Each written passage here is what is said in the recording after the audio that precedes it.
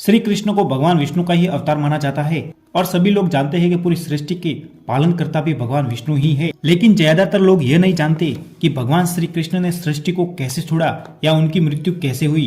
तो आज हम इस वीडियो के माध्यम से जानेंगे। तो ज्ञानविद रतन चैनल में आप लोगों का स्वागत है। साथ ही चैनल को सब्सक्राइब अवश्य करें। सनातन ग्रंथों के अनुसार भगवान श्री कृष्ण द्वापर युग में प्रकट हुए थे। साथ ही यह भी सब लोग जानते हैं कि भगवान श्री कृष्ण की मृत्यु उनके रामा अवतार के समय हुई गलती या छल कपट का परिणाम है।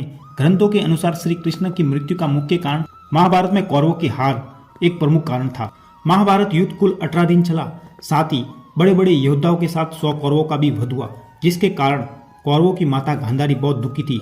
गांधारी ने श्री कृष्ण को दोषी मानकर इसके कारणवश गांधारी ने भगवान श्री कृष्ण को श्राप दिया कि जिस तरह मेरे यानी कौरवों के वंश का नाश हुआ है, उसी प्रकार तुम्हारे वंश का भी नाश हो जाएगा। महाभारत युद्ध के लगभग 30 से 35 साल बाद माता गांधारी के श्राप के कारण द्वारिका में अपशकुन होना शुरू हो गया, जिसके कारण भगवान श्री कृष्ण ने सभी यदुवंशियों को लेकर द्वारिका से प्रवास क्षेत्र में आ गए।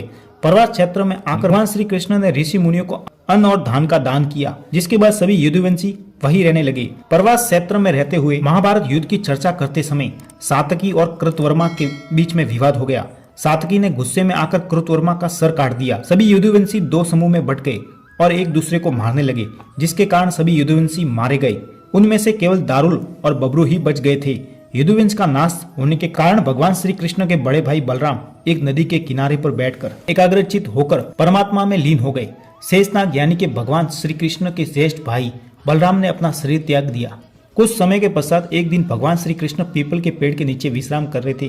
तभी उस जंगल में एक जरा नाम का शिकारी आया, जो हिरण का शिकार करने के उद्देश्य से आया था। जरा को दूर से भगवान श्री कृष्ण का पाव दिखा। उसे लगा कि वह हिरण है और बिना कुछ सोचे समझे जरा ने तीर चला दिया, जो भगवान श्री कृष्ण के पांव में जाकर लगा। जब शिकारी भगवान श्री कृष्ण के पास आया तो उसे बहुत दुख हुआ, जिसके कारण रोते हुए भगवान श्री कृष्ण से क्षमा याचना करने लगा। तब भगवान श्री कृष्ण ने उस शिकारी से कहा, तू डर मत, तूने कोई गलत काम नहीं किया है, ये तो मेरे ही कर्मों का फल है। भगवान श्री कृष्ण ने शिकारी को बताया कि रामा अवतार के समय तुम राजा बलि हुआ करते थे, जिसे मैंने छल से पेड़ की आड़ में छुपकर मारा था। इसी कारण से मैंने इस जीवन में ठीक उसी प्रकार अपनी देह त्याग करने का काम किया। इसीलिए हे जरा, तुमने मेरी इच्छा अनुसार ही काम किया है। इसी कारण से मेरी आज्ञा के अनुसार तुम स्वर्ग को प्राप्त होंगे।